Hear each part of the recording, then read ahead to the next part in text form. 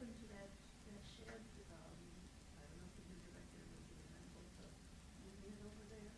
Well, won't be able to move it to the new library site, because it's not on the site plan. Okay, So, there you go. You'll have to get Yeah. it permitted. so I'm not sure that that would go with the new aesthetic. Well, but- that's, I guess, the thing, yeah. Right? I thought, we can paint murals on it or something, I don't know. Yeah, that's true. You could always put it Stick it behind up. the fence or something, but, and like the out towards the street, I No, think the you won't put utility that boxes inside are the behind box. a fence that was designed to look like the siding of the residence, or the siding of the library, so. I mean, Wow. I guess, I did run into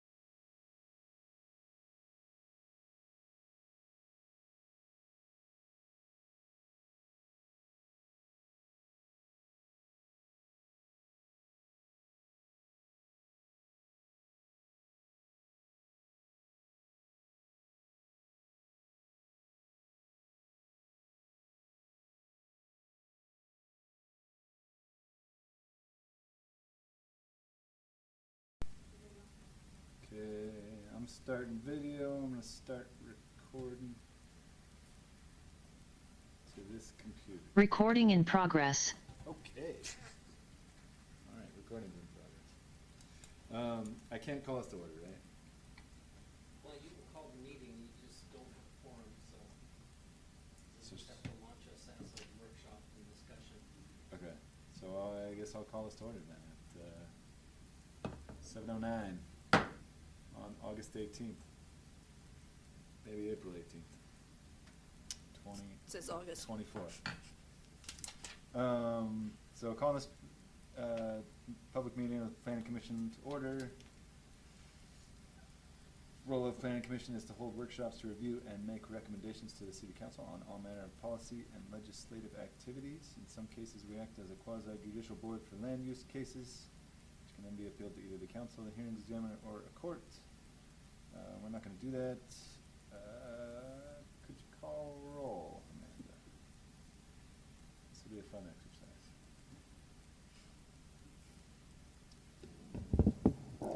Kel Jensen, I'm here. Sharon Watt, Present? Brian Matson, Shauna Gothorn, and Robin Zorich are not present. Okay. So quorum is not met. So we don't have a quorum. So we can't take any actions, but we can do a discussion and workshop, yes? Can I take citizen communications? Well, that's up to you, you might as well see if anybody has anything to say. Okay, I just don't wanna, yeah. Okay. They're here. That's, If there are folks, we rarely have folks here, so, if there's, any citizen communications for items not on the agenda, now's a good time. If you wanna chat about anything, you are welcome to now. Come on up and I'll tell us your name and I'll give you time. If not, that's fine too. And if you have, there'll be more opportunities for citizen input communications, as we go through the.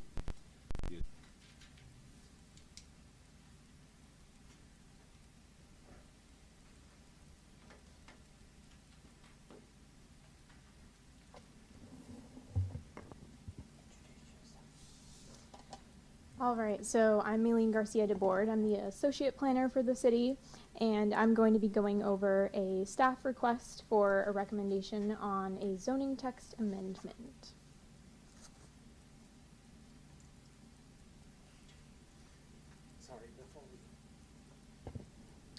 Sorry, I hate to interrupt, but I guess I did want to say some quick information about this. So for those of you who are familiar with this, the Retooling Our Code program is essentially our program for looking for small fixes in the code that would allow us to clean up the text. We do not look at any kind of major policy or significant policy changes. This is strictly stuff like cross-referencing that doesn't work, or code sections that are no longer applicable, or minor changes like referring to an old bank that no longer exists. Like last time we fixed our noticing requirements that require us to post in the old National Bank, which no longer exists. So it's generally restricted to non-policy related stuff.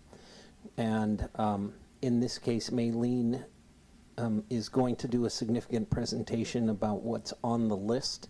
There is some stuff that you may consider policy related, but I would remind you that at the last round of changes, we made the policy change that would eliminate the city council from the appeal and the subdivision processes.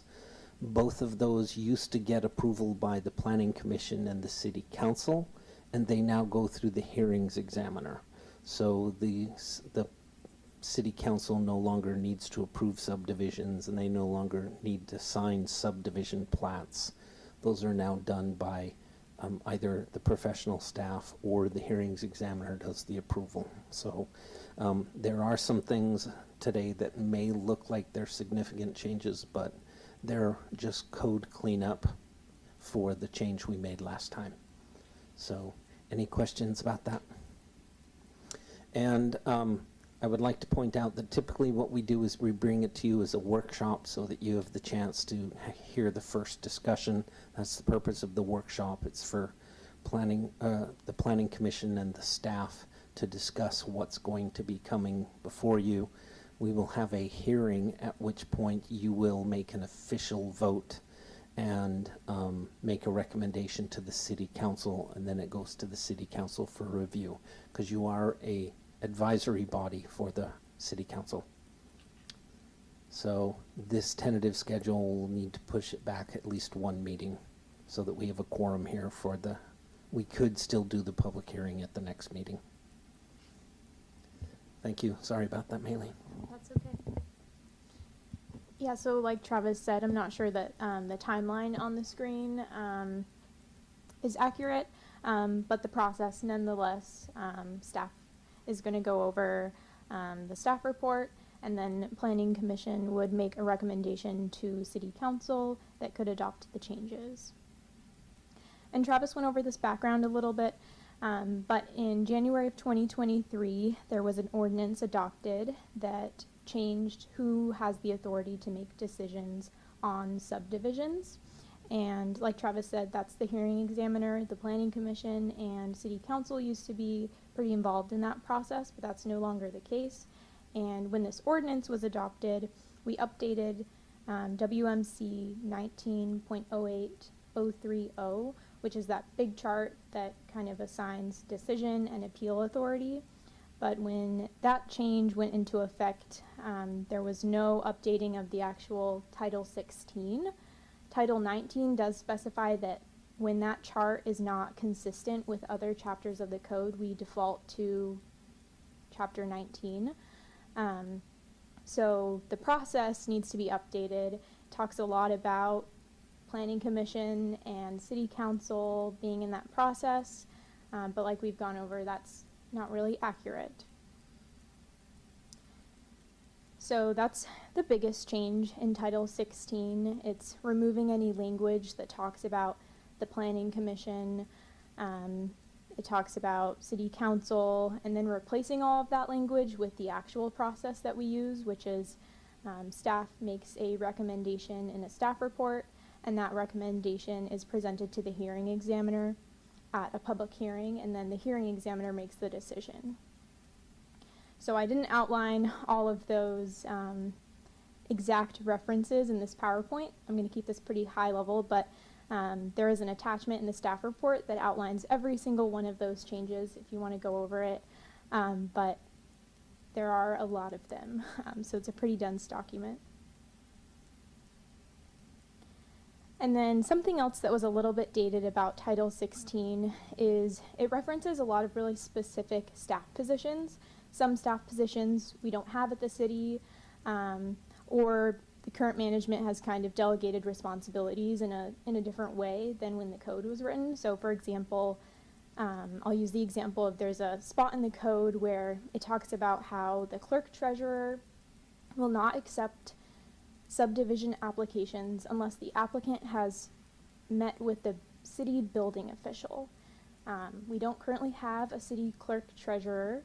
Our building official it's a third-party consultant, and they're really not involved in the subdivision process. So there's just a lot of code references that don't make a lot of sense, or the process is the same, but the staff person that it references isn't the staff person that's actually doing it. And so we propose that we remove those specific references like clerk treasurer, community development director, building official, public works director, public works supervisor, and also city fire chief, since again we don't have a city fire chief, and we think it would be better to replace that with the term responsible official so that the code is always consistent and accurate, but duties and responsibilities can be delegated to different staff positions, and staff positions can also fluctuate without being inconsistent with the code. There is one, I'll call it a minor policy change. So our subdivision code that outlines when the preliminary approval expires, it lists 3 years as that timeline, and that code was adopted in 1983. And there's also a WAC, the state code, that outlines that expiration as well. And that was updated in 2015 to be 5 years. And so our city code, it's just not consistent with the state code, and it probably should be. So we propose updating that 3-year window to be 5 years so that we're consistent with the state code on that. And then another detail on that is that the 3-year window specified in the code is only outlined in the subdivision process. It's not in the short subdivision or short plat process. So right now the code doesn't give any timeline for when a preliminary approval on a short plat expires. But that WAC that I referenced, it applies to both subdivisions and short plats, so we should probably add that expiration date to the short plat code as well. Is sort of matching the Washington code, is that a requirement or just a? I don't think so. I think it's up Okay. to.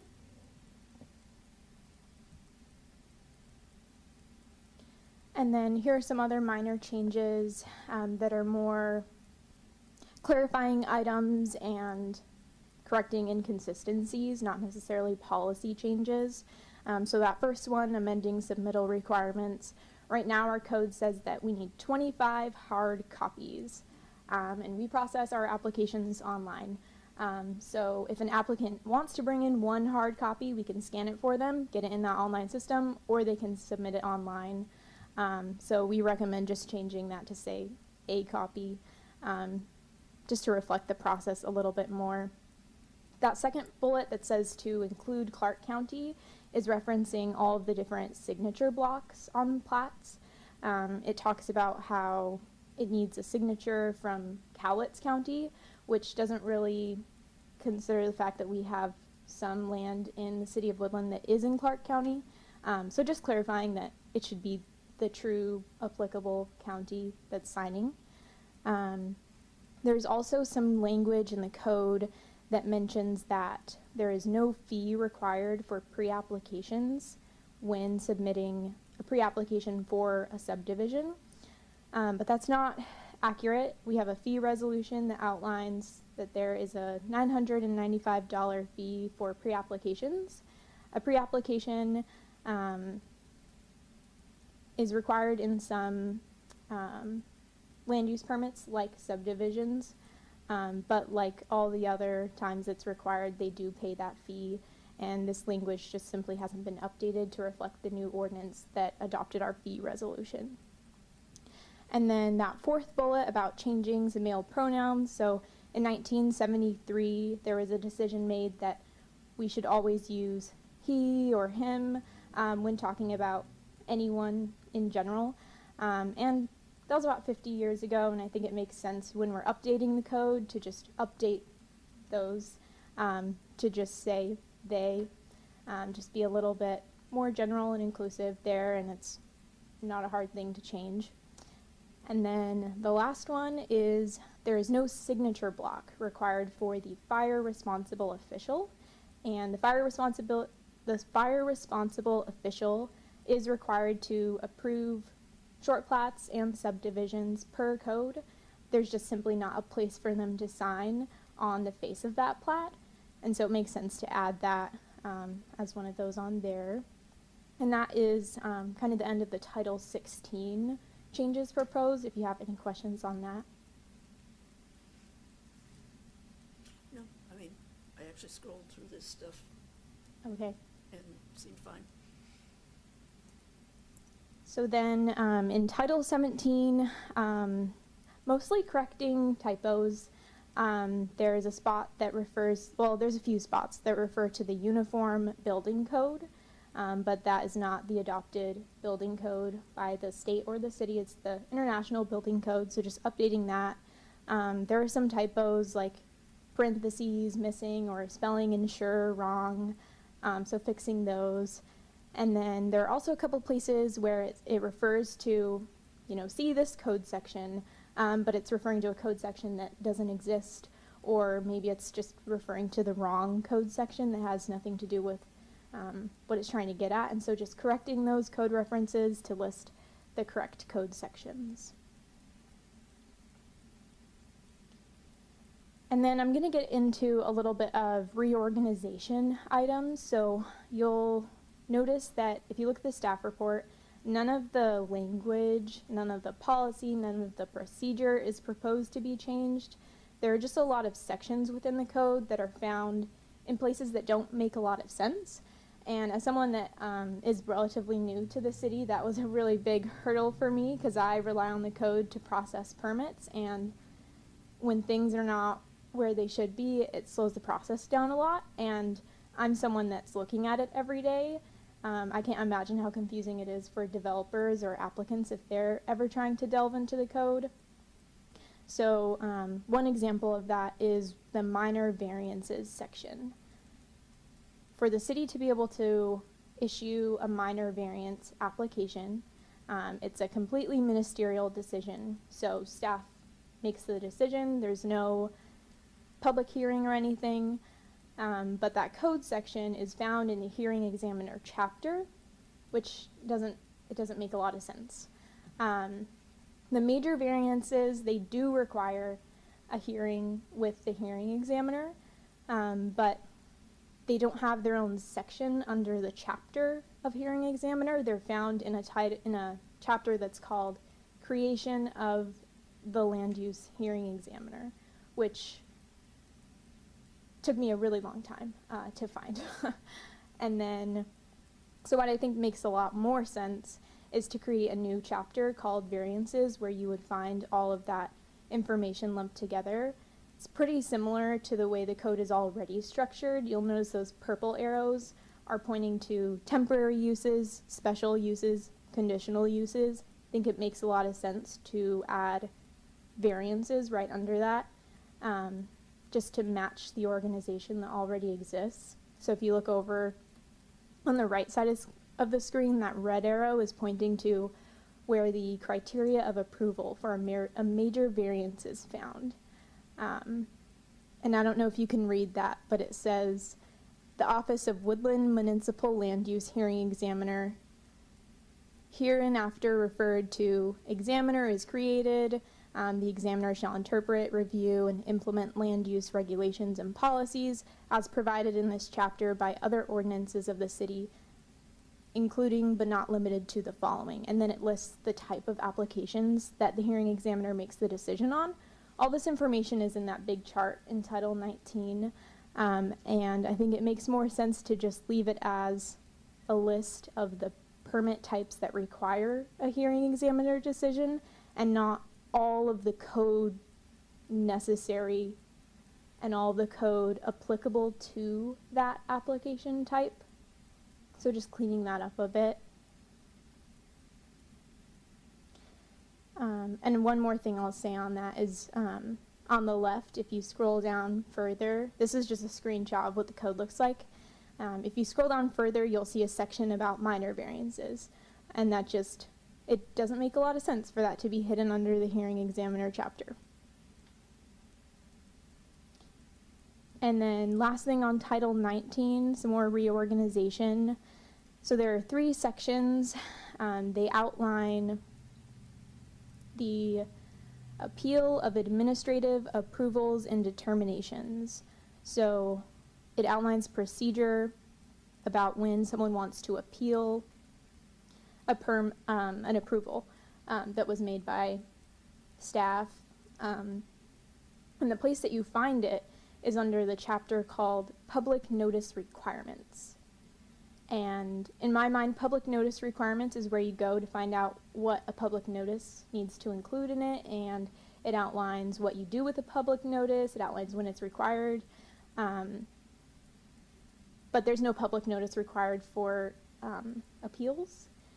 And there is already a section that's dedicated to approval, review, and appeal authority. So I think it would be a lot cleaner for that to be found in that section. The second one on here is a section called Appeal of SEPA-related issues / administrative matters. That one, same thing, it just doesn't make a lot of sense for it to be in the public notice requirements chapter. There is already a SEPA chapter, and so I think it'd be a lot cleaner and more organized to just add a section in there at the end titled Appeals that outlines the procedures for when a SEPA related issue is appealed, just the way the rest of that chapter outlines other procedures related to SEPA. And then the last one is reconsideration in response to SEPA comments. And I'll say again, this is found in the public notice requirements chapter. There is already a SEPA commenting section in the SEPA chapter, and I think, we're talking about SEPA, we're talking about comments related to SEPA. Makes more sense to put those things together so that everything you're looking for is in one place on that matter. And that's everything I have on Title 19. Do you have any questions about that? Okay. Well, lastly, we're going to go over RV occupancy, and I'm going to pass it off to Travis.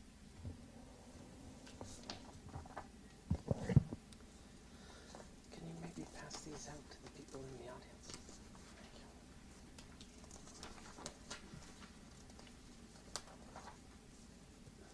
you. So there's a sheet in front of you. This is not in the staff report, but this came up at the last minute because we've been discussing code enforcement issue in RVs. So on the front side of that page is section 1772-100, which is the criterion standards for specific uses, and paragraph or subsection D has to do with RV parks that get a conditional use permit. And specifically, I wanted to talk about number 6, which is the occupancy of RVs. And the current code, as it currently reads, is not the best language. It currently says, no camper unit shall occupy a camper site for more than 90 consecutive days per year. This standard shall not permit a camper to be moved off-site for 1 day or so and moved back in thereafter. That clearly doesn't provide direction, because what it could say is you can go for 90 days and then move it off for 3 days and then move it back for 90 more consecutive days. But what happens if they stay 89 days and then they move it off-site for 15 minutes and then they can move it back on for another 89 because it hasn't been 90 consecutive days? And they didn't take it off for a day, they took it off for less than a day, but since they never were at the 90 consecutive days, the prohibition of moving it off for a day or so doesn't count. So it really is terrible language. So there are some issues that we potentially could fix on that on the second side, and that is, do you want to eliminate the 90 consecutive days? Should it be 90 days a year, or should it be 90 days every 6 months? Which means they could be on for 90 days, off for 90. Or there's also the question, should it be RV camper sites? Should it be RV parks? And because when I think of a site, a camper site, that's number 16 in a park. So if you move to 17, can you spend another 90 days because you've moved to a new site? Or typically when you get a site plan review, it's for the entire parcel, and the park is the site as opposed to the individual camping spot. So there's some clarification that we can talk about there. This limitation also would only be applicable to uses or RVs that are there as of the date of the code, is one thing we would have to consider. So in other words, if you are on a site and you've been there for 89 days and then we pass this new law, does the 90 days start the day the code kicks in? Or is the entire RV park vested under the old rules? And this is especially relevant because a few years ago we changed it from 30 days to 90 days.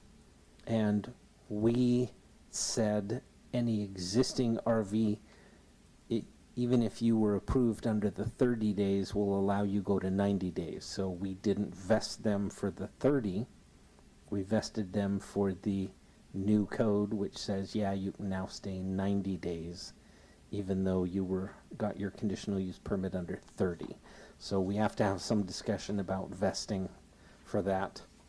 And then there's another issue about whether RVs, whether or not they should be allowed to be occupied in residential zones, and if the standard should we put it in code 7 days or 90 days, or whether that should apply in the residential zone, whether the city wants to restrict our occupied RVs in the residential zone. And then at the very bottom there is a question about defining exactly what RV occupancy means. And I took a crack at this today, and that is RV occupancy shall be defined by anyone sleeping in or using an RV overnight, daytime or nighttime use of an RV with awnings and expansions extended, and or the use of an RV while connected to utilities like power, water, wastewater. So that's potential. So that should be either a utility or utilities. So you might want to drop that A at the start of that last line there.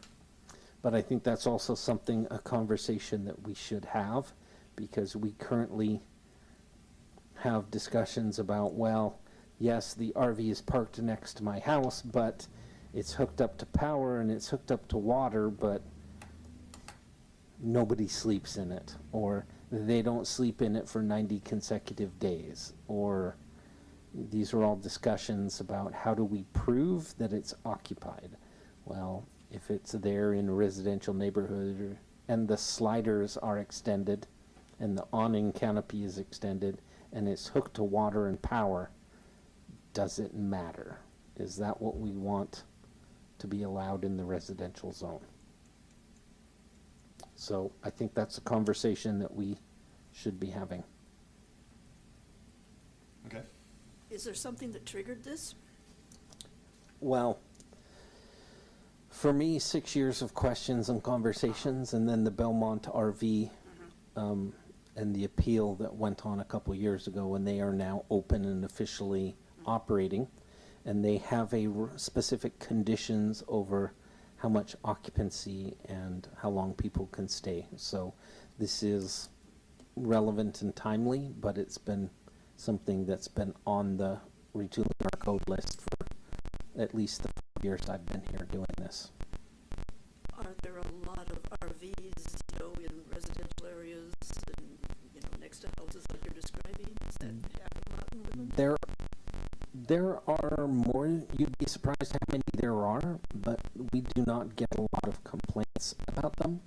But occasionally we do, and the code.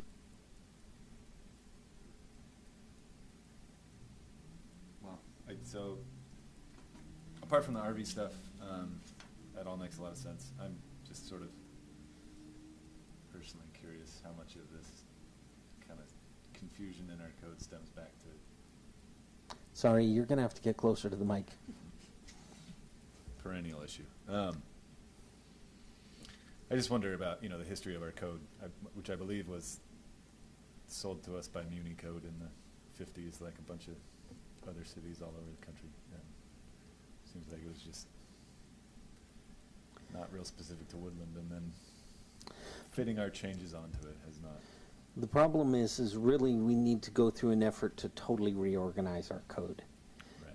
Generally, codes break down into 3 general categories. There are use discussions, there are process discussions, and then there are physical standards.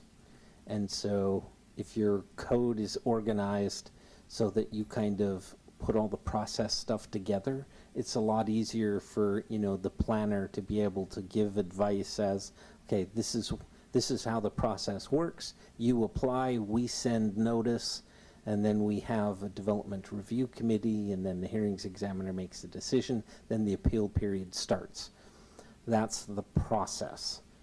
Then you talk about the use stuff in zoning, what uses are allowed in what zones, and then you take the next step and talk about, when you're going through the process, what physical thing, the notice, and it talks about, well, if you get SEPA comments, then you do this, this, and this, and then you go to the SEPA chapter, and it doesn't say anything about that. That's totally irrelevant. So if you didn't issue notice, you might never know that if you receive comments in response to a SEPA notice, then all these other standards apply, and it's just kind of typical craziness for our code that you almost have to read as you go every time, because no two projects are the same. Yeah, that makes sense. On the RV stuff, yeah, I don't know, it's tricky. I don't remember how we're defining RVs at present. It's not. How we define RVs? Yeah. Like, what I'm thinking of is some of the, mobile tiny houses, or some of the more permanent trailers that are used for housing. I don't remember off the top of my head whether we even have a definition for RVs. And I would think that it's something licensed by the State Department of Transportation, whereas the manufactured homes are licensed by L&I. Okay. And so it's one of these cases, by experience, we know what we're looking at, even though the code may not define what it is, in which case we just go back to standard dictionary definitions. Okay. But looks like Maylene's looking that up right now, so she might correct me. All right. Yeah, I see the difficulty with the code, and I think striking consecutive might be useful, right? Because I did find a definition. Yeah. It means a vehicle which is permanently designed and intended for use for temporary housing or recreational purposes. Recreational vehicles include campers, travel trailers, motorhomes, boats, or trailers. okay, it's a little squishy. There's some room for ambiguity in there. Okay, yeah, I guess we're not doing any actions, but it's can be tricky.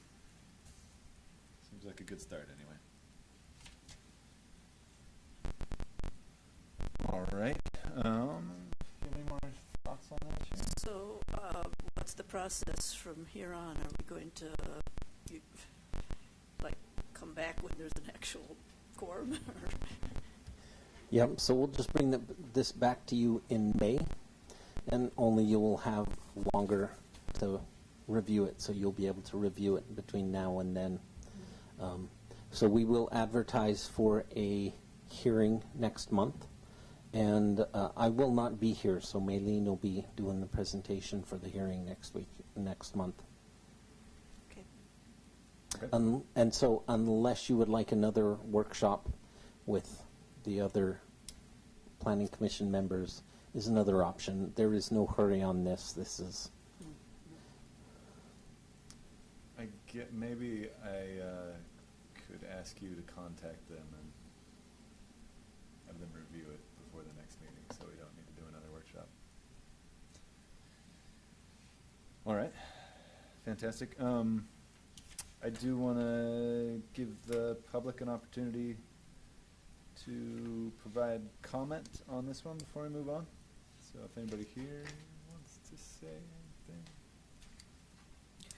Could I ask, is there going to be more sessions of retooling the code? Yes. Always, until it's fixed, until it's perfect. Oh, come on. And I see we do have one person online.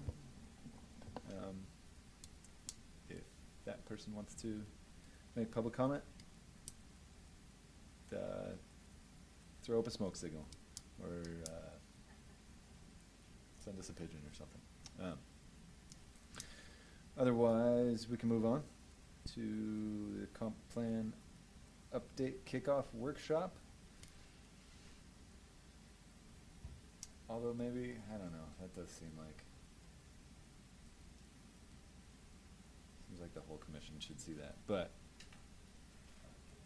they didn't show up, so. All right.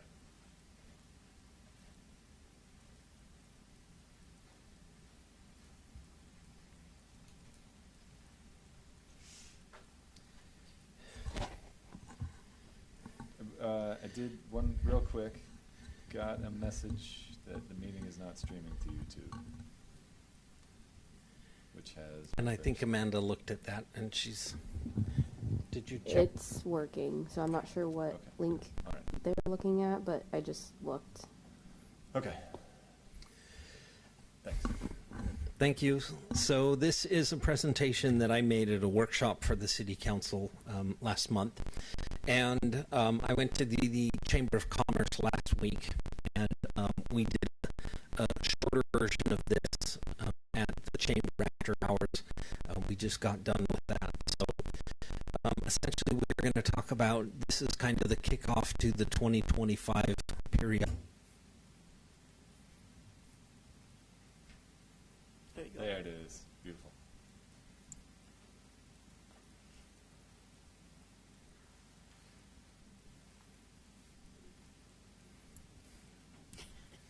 There we go. There we go. Okay, next slide. So the comprehensive plan, it sets the vision for the community for the next 20 years, and it establishes the goals and policies for development patterns and infrastructure needs and public services for that 20-year period. And also, it describes how the city will be consistent with state laws, regional and county-wide plans and policies, and the needs and expectations for people in Woodland. So, next slide. So, the Growth Management Act requires that cities update our comprehensive plan every 10 years. Our last major update was in 2015 when we adopted the code of the comp plan to be consistent with GMA. And then we went through a process in 2018, 2019 to talk about 8 applications for amendments to the comprehensive plan. And in the end, we were talking about planning the urban growth boundary into the bottoms, because some of the applicants had wanted us or requested us to expand the urban growth boundary. And we went through the analysis and discussion to talk about, should we be planning for the bottoms? If so, how much? We had the 6 growth scenarios, if you remember those, which included up to the entire planning, doing a master plan for the entire bottoms, all the way to making no changes whatsoever on the smaller end.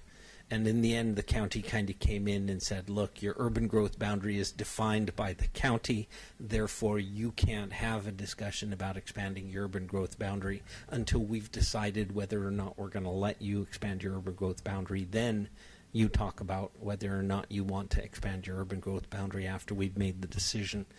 And so that kind of killed that process. And we just made a couple changes internally, and that was it.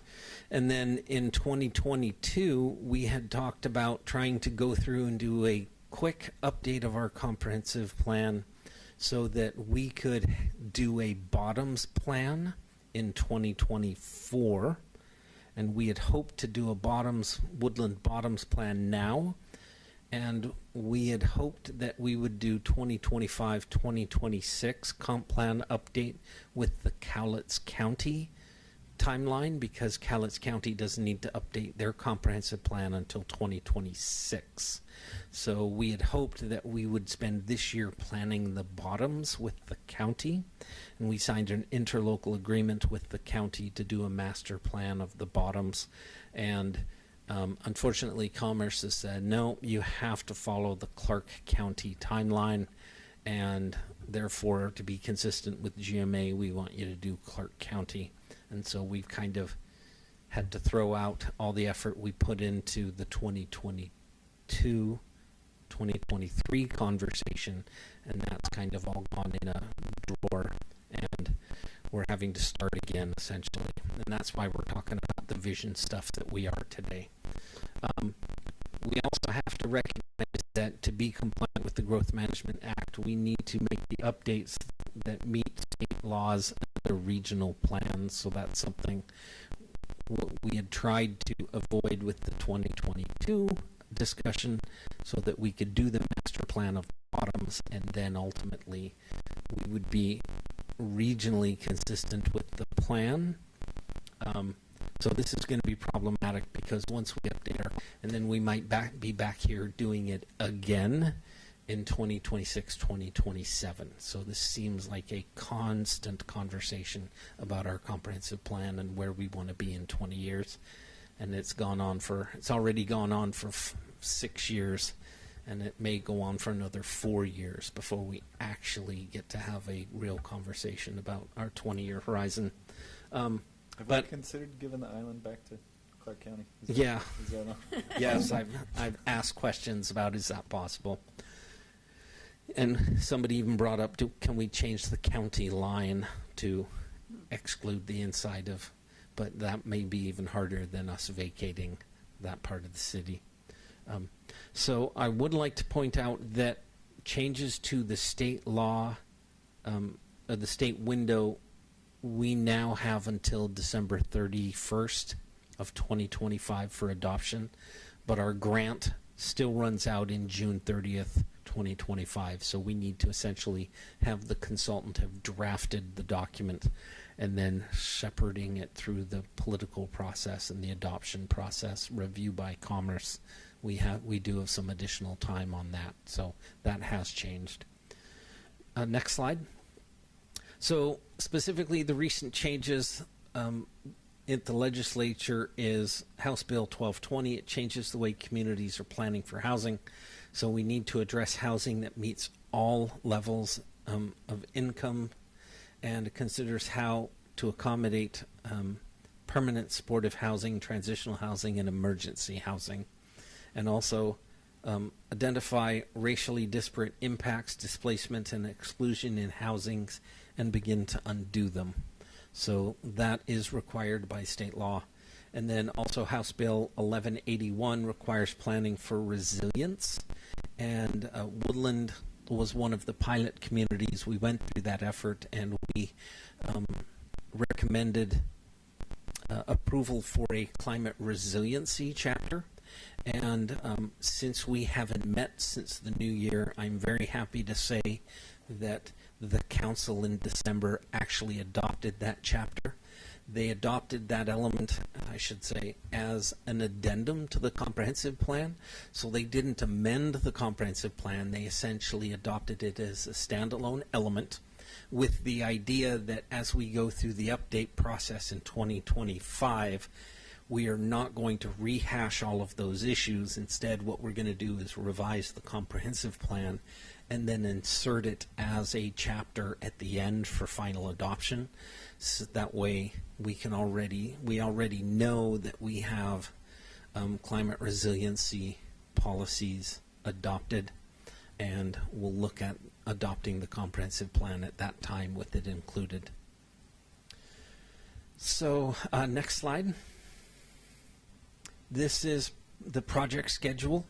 It is available on the city's website if you want to take a look at it. And if you have any questions, you're more than welcome to call us, and our consultants will be available to talk about this. But this is a joint effort between staff and the consultants. We are doing most of the public presentations because we are boots on the ground in the city. Like I said, Planning Commission, Chamber of Commerce, we're not paying them to go to all those meetings. We can do that stuff on ourselves and engage the community. People prefer to talk to local faces rather than highly paid consultants. Who's the consultant? What's that? Who's the consultant? Who's the consultant? Oh, sorry, SCJ Alliance, and out of Lacey. Next slide. So the Community Vision Workshop, this is what we have done a couple times and we will continue to do throughout the community. Next slide. essentially, the community vision is we want to talk about how you experience Woodland today. And we're looking for responses that are 3 words or short phrases. So there are Post-it pads in front of you, and whenever we go out in the community, we put out a ton of Post-it pads and pens. And the idea is there's 3 questions that we want people to think about in Woodland. And so since we're not fully have a quorum, I don't know whether you want to just run through these really quickly or you want to take some time to talk about them. That's entirely up to you. But the first question is, what do I love most about Woodland, or what I love most about Woodland is? And so at the chamber, we had 50 people in the room, and they all wrote on their Post-its the things that they liked. And then we had each table report out what they are. The second question is what Woodland really needs is, and this is looking for what people think, what they want the city of Woodland to try and bring into the city. And then the last one is, in the future, I hope Woodland has. And that's a question about in the future, what are the things we're looking for. And so... So it seems to me that 2 and 3 are fairly similar. Do people differentiate enough? Well, theoretically there's a difference between wants and needs, but for some people, they may not see that there's a difference between what we need and what you want. Like, they could want an In-N-Out burger, but we need a sit-down restaurant, right? So... Yes, or they want a pool, but Yeah. Yes. And there were some pools. so, but you're right, that those are interchangeable, but theoretically it is different sides of the same coin depending on your opinion. So I don't know if you want to maybe take a few minutes and we can pass out some additional Post-it pads, or whether you want to just maybe engage this at the next meeting when there's more planning commission members to talk about. Yeah, I think we can put that one off for now, but everyone will be thinking about it. Okay, so next slide, Maylene. Thank you. So the other part of this presentation is about the current vision, and it's structured in multiple parts. It is in our comprehensive plan, and it starts with a kind of a preamble, a community values, topic-focused guidance, like Woodland welcomes, is diverse, grows, engages, coordinates, moves, serves, protects, and manages. And then it lays out some principles. So you really kind of need to take a look at the existing vision statement. And then the rest of the workshop would talk about the aspirational descriptions of Woodland in the future. So the next slide, next bullet. So Woodland is a small, relatively affordable, full-service community enhanced by proximity to regional, outdoor, and metropolitan resources. Next bullet. The city will maintain a small-town community identity based around livable neighborhoods and quality schools for accommodating moderate growth. And the city will prioritize future expansion of industrial and commercial economic opportunities to attract family wage jobs in the community and commercial services for residents. And then the city will expand infrastructure to serve planned development and will maintain adequate levels of service to support the current and future community.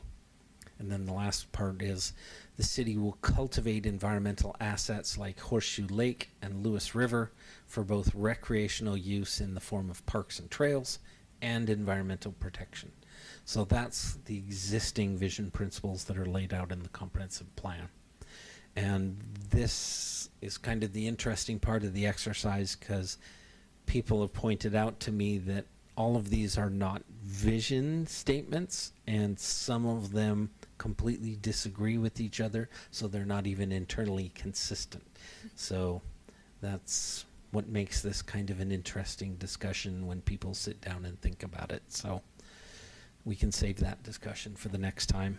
And the idea is that what we're going to do is we're going to ask you, how well do you think these principles reflect the Woodland of today as opposed to 2015? And if Woodland continued to develop as it has been, would these principles be achieved? Now, this is one that I struggle with because I constantly hear about how all of the residential construction is making traffic worse. And I know, as a matter of fact, that the city has had 10 residential units last year and 8 residential units in the previous 3 years. But I know from the Exit 21 study that we are estimating 1,000 homes in the bottom and 1,000 homes upriver. So when people talk about the development pressure, it is not City of Woodland development, and so we often get blamed and thrown into the barrel of the city's out of control, when the reality is city development. We've got some development coming, but historically the pressure has nothing to do with us. So Better signage of city limits, maybe. what's that? Better signage of city limits, maybe. Yeah. The solution there. So, and then I think this is the last side, and that is, think about what of these principles resonate with you, and is there anything missing? So those are kind of the discussion, small group discussions that ideally we will have at the next meeting. And so you've done a couple of these already, right? What's that? You've done a couple of these. Yes. So we went to the Chamber of Commerce. We ran out of time before we got to the last part of the exercise, but we probably got about, I don't know, maybe 20 to 30 Post-its for each of the previous 4 questions or 3 questions. And so that's kind of like, what are people looking for? And we'll kind of have that discussion about, does our zoning reflect the possibility? Are we making it impossible to build a pool, or are there other hurdles that are preventing us from not getting a pool? It's primarily pool YMCA. focused then. Yeah. Okay, all right. That's Yes. really YMCA and the pool are favorite topics around town. incredible. That's incredible to me. After how long Can't have you let, been chair? can't, I don't know. 25 I've years? heard different estimates, I don't know. You will be happy to know, Sharon, that people are no longer talking about Yes. the library as if it'll never happen. Yes. People are actually believing that we might get a Yes, we library. need the pool for I sure. swear. You know, I hope everybody is clear now that we're the bigger building in the back, not that one in front. Because, you know, that was a thing for a while. Why is it so small?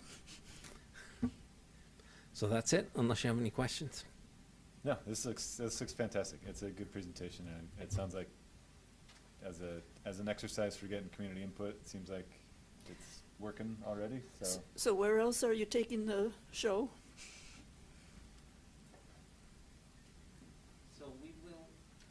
So we will make an effort to do this at a council meeting, but it'll probably be outside of the council meeting so that the council can mingle with the citizens and participate in these as a separate, outside of a meeting format.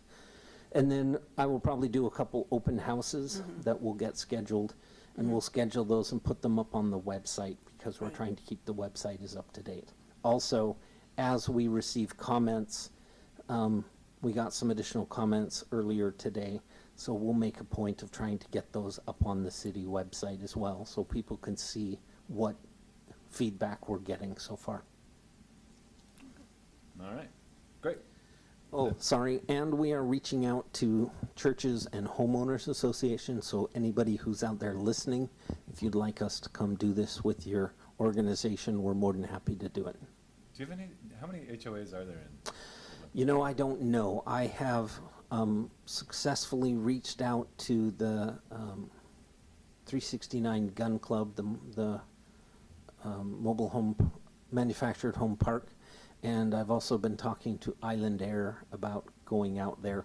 I've reached out to Merriweather, but my contact was out of date, so I don't know who the new president of the Merriweather Homeowners Association is. So if you're listening, call me. Yeah, well, I know somebody who lives over there who probably could tell me. I'll try and find out. All right, fantastic. These things do seem kind of to go on forever, but they're also, I don't know, they're sort of fun, kind of, at times, sort of horrible. Anyway, thank you. Looks like, well, I want to give opportunity again for anybody who wants to make comment on that here in the gallery. All right. If you change your mind, just give me the signal. You're running out of time, though. In fact, you might be out of time. Any other staff reports, or that's it? All right. Fantastic. Well, thanks everybody for being here. Staff, Sharon, our public. Great to have you. Thanks for making the trip. I tried to get donuts, and it just didn't work out this time. I know. Next time, I'll get them. All right. Adjourned at